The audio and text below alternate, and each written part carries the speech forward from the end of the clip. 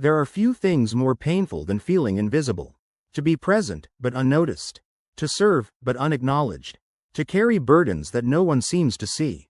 Perhaps you've known that feeling. In a workplace where your efforts are overlooked. In a family where your voice feels small. In a relationship where you are needed, but not valued. The Bible tells the story of a woman who knew that feeling intimately.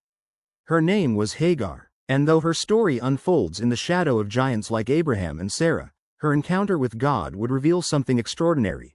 She would become the first person in Scripture to give God a name. And that name meant, the God who sees me. Hagar's story begins not with choice, but with circumstance. She was an Egyptian servant in the household of Abram, later called Abraham, and his wife Sarah. Most likely acquired during Abram's time in Egypt, Hagar lived as property in a foreign land. She did not wake each morning deciding her future. Her life was determined by others. Imagine living in someone else's story.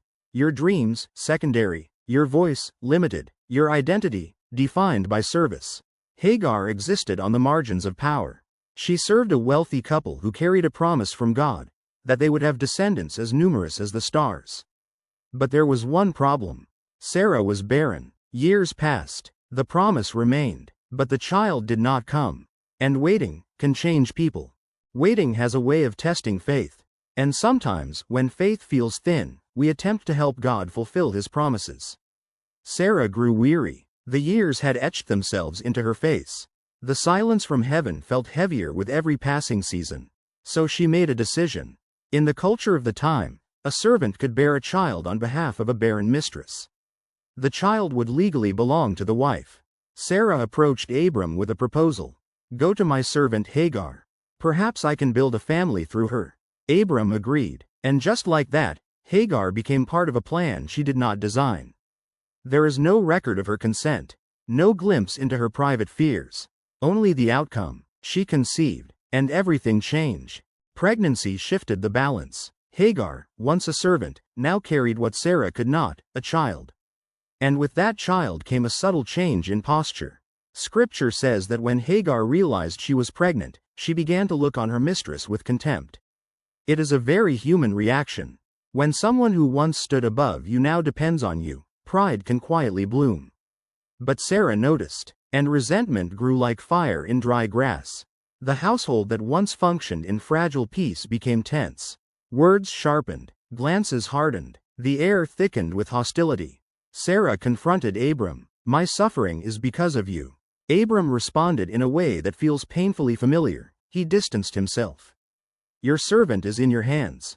Do with her as you think best. And Sarah dealt harshly with Hagar. We are not told exactly how. But it was enough. Enough for a pregnant woman to run. Hagar fled into the wilderness. Alone, pregnant, vulnerable. The desert does not negotiate. It does not soften its heat or ease its thirst. Imagine her walking beneath a merciless sun. Sand beneath her feet, wind in her face, heart pounding with uncertainty. Where was she going? Egypt? Anywhere but there. Sometimes when pain becomes unbearable, we run without a destination. We just need distance. Hagar stopped by a spring of water in the wilderness. Exhausted, perhaps afraid, certainly alone. And it was there that heaven moved toward her. Not toward Abram, not toward Sarah, toward her. An angel of the Lord found her by the spring. Notice the wording. He found her. She was not searching for God. God was searching for her. The angel spoke her name. Hagar, servant of Sarah, where have you come from, and where are you going? In a world where she was defined by ownership, heaven called her personally. She answered honestly, I am running away. No religious performance, no pretense, just truth. The angel told her something difficult: return, submit, trust. But then came something remarkable. You are now pregnant and will give birth to a son. You shall name him Ishmael. Ishmael means, God hears. Before the child was born, God had already heard his mother's affliction. And then Scripture records something unprecedented. Hagar gave God a name. You are the God who sees me. In Hebrew, El Roi. In that desert moment, a servant woman encountered divine attention. She was not invisible. God had seen her humiliation, seen her pain, seen her fear. There are moments in life when what we need most is not rescue, but recognition. To know we are seen. Hagar returned. That decision required courage. It required humility. It required faith. She gave birth to Ishmael. Abram was 86 years old. For years, life likely settled into rhythm.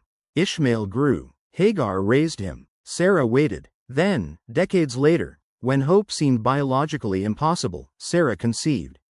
Isaac was born. Laughter filled the tent. Celebration echoed. But tension resurfaced. At a feast celebrating Isaac's weaning, Sarah saw Ishmael laughing. Perhaps it was innocent. Perhaps it was rivalry. But Sarah felt threatened, and she demanded that Hagar and Ishmael be sent away. Abram was distressed. Ishmael was his son. Yet God instructed him to listen to Sarah, promising that Ishmael would also become a great nation. And so, one morning, Hagar faced the wilderness again.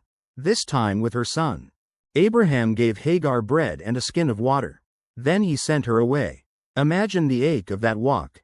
Not just survival now, but motherhood. The water ran out. The desert closed in. Ishmael weakened. Hagar placed him under a bush and stepped away, saying, "I cannot watch the boy die." She wept, and heaven responded again. God heard the boy crying. The angel called from heaven, "What troubles you, Hagar? Do not be afraid. God has heard the boy crying." Then something subtle, but powerful, happened. God opened her eyes, and she saw a well of water. It had likely been there all along. Provision sometimes waits not for appearance, but for perception. She filled the skin with water. The boy drank. He lived. The wilderness did not claim them. God was not only the God who sees. He was the God who provides. Ishmael grew, became an archer, lived in the desert, became the father of a great nation. Hagar fades quietly from the narrative. No monuments, no titles, no grand closing scene, but her story remains. Because her story is about the unseen. About those who feel secondary in someone else's plan. About those caught in the consequences of others' decisions. About pride, pain, rejection, survival, and about a God who sees. Perhaps Hagar's story resonates because it reflects parts of our own. Have you ever been placed in a situation you didn't choose? Have you ever been used to solve someone else's problem? Have you ever run because staying hurt too much? Or returned because leaving wasn't the answer? Hagar's life teaches us several quiet truths. Pride can grow in wounded soil. Running is sometimes human, but encounter changes everything. And the wilderness is not the absence of God. Sometimes it is the very place He speaks most clearly.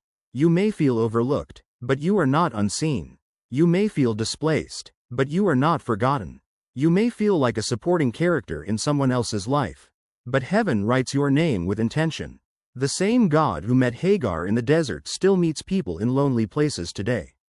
He sees, He hears, and He provides.